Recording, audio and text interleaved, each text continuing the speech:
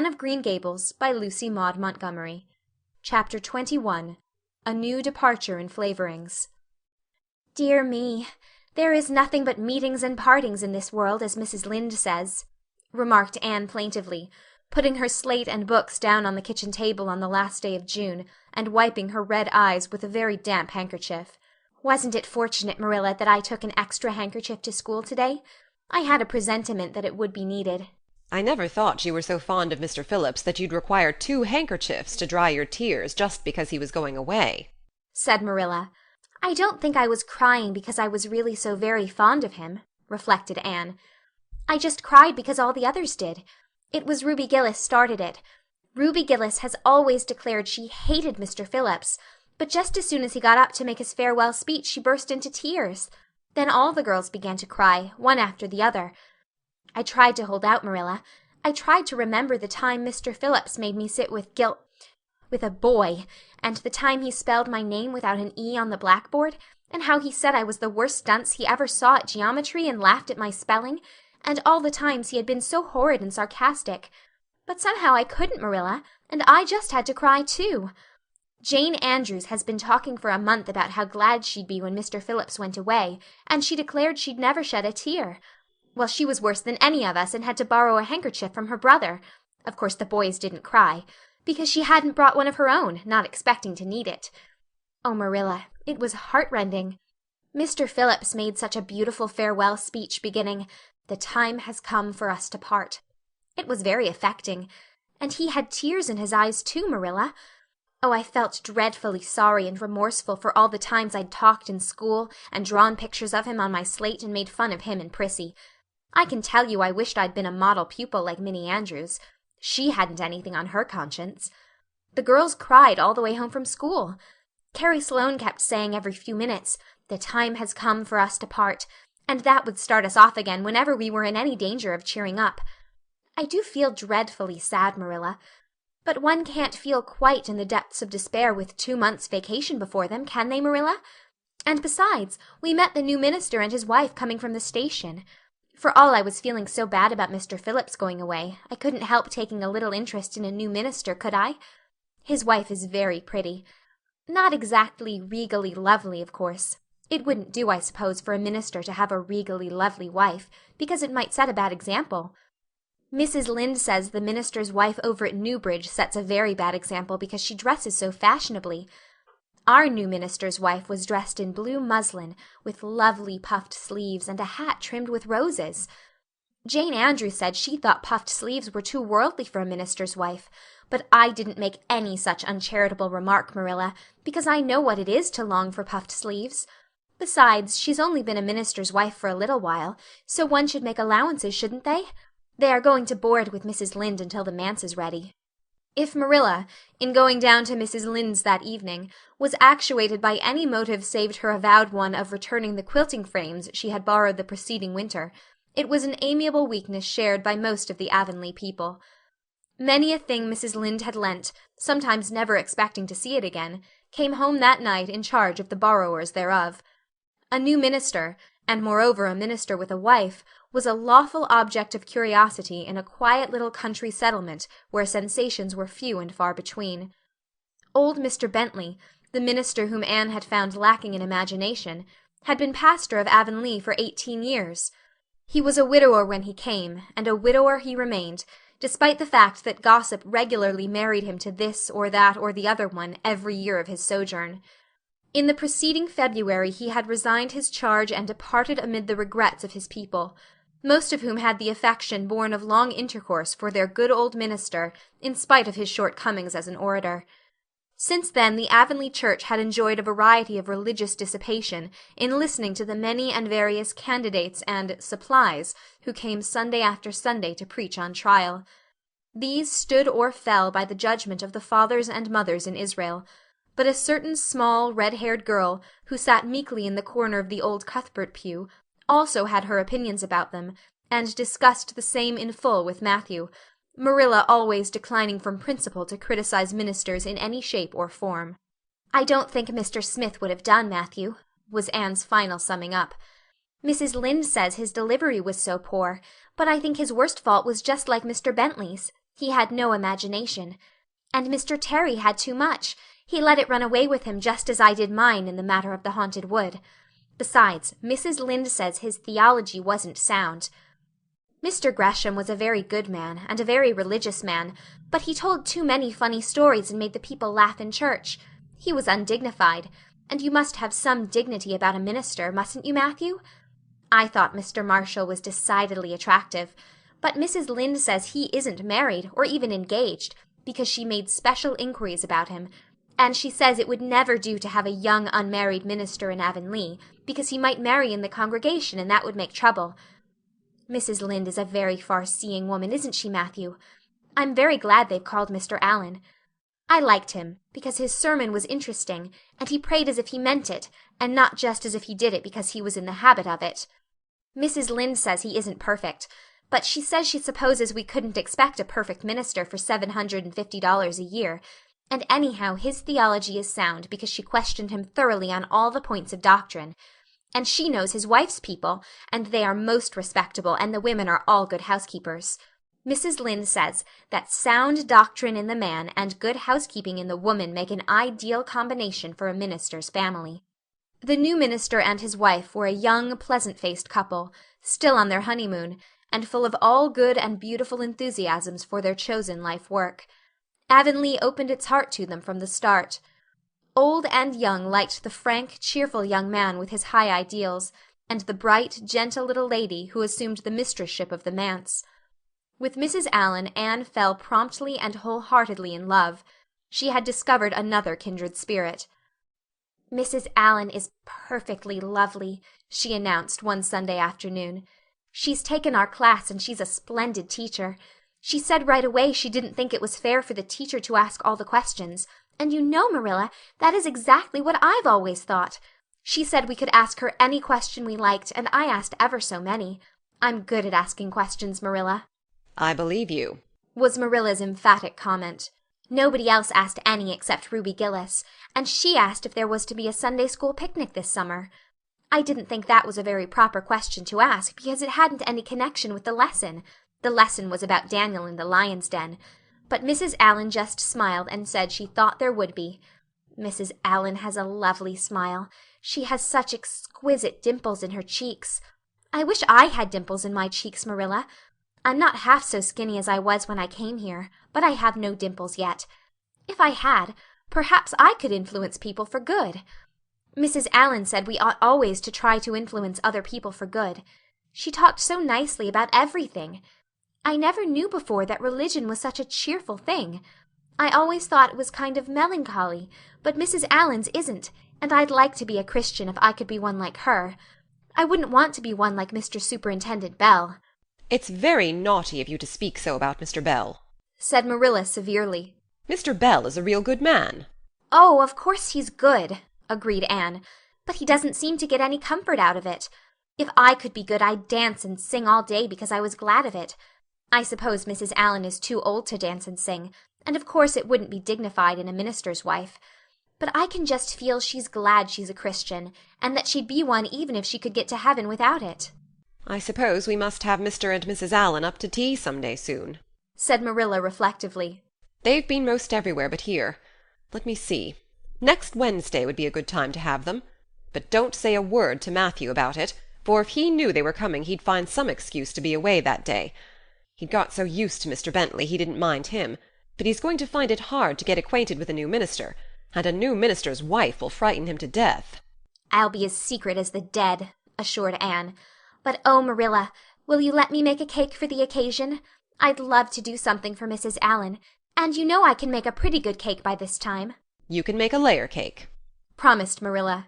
Monday and Tuesday great preparations went on at Green Gables. Having the minister and his wife to tea was a serious and important undertaking, and Marilla was determined not to be eclipsed by any of the Avonlea housekeepers. Anne was wild with excitement and delight. She talked it all over with Diana Tuesday night in the twilight, as they sat on the big red stones by the Dryad's Bubble and made rainbows in the water with little twigs dipped in fir balsam. "Everything is ready, Diana, except my cake, which I'm to make in the morning, and the baking powder biscuits, which Marilla will make just before tea time. I assure you, Diana, that Marilla and I have had a busy 2 days of it. It's such a responsibility having a minister's family to tea. I never went through such an experience before. You should just see our pantry. It's a sight to behold. We're going to have jellied chicken and cold tongue. We're to have 2 kinds of jelly, red and yellow, and whipped cream and lemon pie, and cherry pie, and 3 kinds of cookies, and fruit cake, and Marilla's famous yellow plum preserves that she keeps especially for ministers, and pound cake and layer cake, and biscuits as aforesaid, and new bread and old both, in case the minister is dyspeptic and can't eat new. Mrs. Lynde says ministers are dyspeptic, but I don't think Mr. Allan has been a minister long enough for it to have had a bad effect on him. I just grow cold when I think of my layer cake. Oh, Diana, what if it shouldn't be good? I dreamed last night that I was chased all around by a fearful goblin with a big layer cake for a head. It'll be good, all right, assured Diana, who was a very comfortable sort of friend. I'm sure that piece of the one you made that we had for lunch in Idlewild 2 weeks ago was perfectly elegant. Yes, but cakes have such a terrible habit of turning out bad just when you especially want them to be good, sighed Anne, setting a particularly well-balsamed twig afloat. However, I suppose I shall just have to trust to Providence and be careful to put in the flour. Oh, look, Diana, what a lovely rainbow! Do you suppose the dryad will come out after we go away and take it for a scarf? You know there's no such thing as a dryad, said Diana. Diana's mother had found out about the haunted wood and had been decidedly angry over it. As a result, Diana had abstained from any further imitative flights of imagination, and did not think it prudent to cultivate a spirit of belief even in harmless dryads. "But it's so easy to imagine there is," said Anne.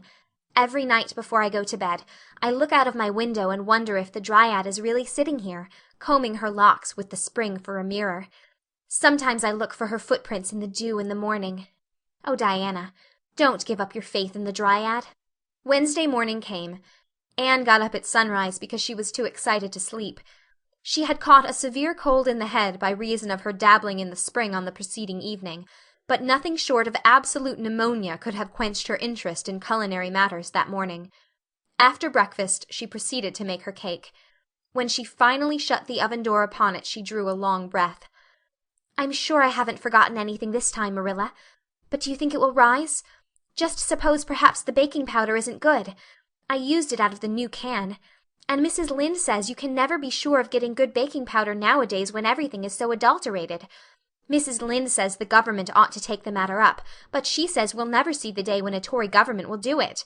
Marilla, what if that cake doesn't rise?" "We'll have plenty without it," was Marilla's unimpassioned way of looking at the subject. The cake did rise, however, and came out of the oven as light and feathery as golden foam. Anne, flushed with delight, clapped it together with layers of ruby jelly, and, in imagination, saw Mrs. Allan eating it and possibly asking for another piece. "You'll be using the best tea set, of course, Marilla," she said. "Can I fix the table with ferns and wild roses?" "I think that's all nonsense," sniffed Marilla. "In my opinion it's the eatables that matter, and not flummery decorations." "Mrs. Barry had her table decorated," said Anne, who was not entirely guiltless of the wisdom of the serpent. "And the minister paid her an elegant compliment.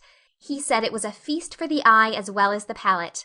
"Well, do as you like," said Marilla, who was quite determined not to be surpassed by Mrs. Barry or anybody else. "Only mind you leave enough room for the dishes and the food." Anne laid herself out to decorate in a manner and after a fashion that should leave Mrs. Barry's nowhere. Having abundance of roses and ferns and a very artistic taste of her own, she made that tea-table such a thing of beauty that when the minister and his wife sat down to it, they exclaimed in chorus over its loveliness.